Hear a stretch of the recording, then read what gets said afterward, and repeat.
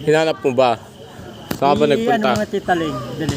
Saan ka ba nagpunta? Sabi mo, hinahanap ka ni Peter May. Hindi ko nga alam kung nasaan yun. Nasaan ba siya? Makita ko na yan, ibabahay ko na yan. Ay, putang ina. Oo nga. Malupet, Peter. Sinabi ko, hindi ano.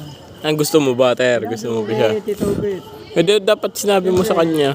Ano ba sabi sa'yo ni Taling? Oh, sige, dali mo dito para tabi ko rin. Hindi ah.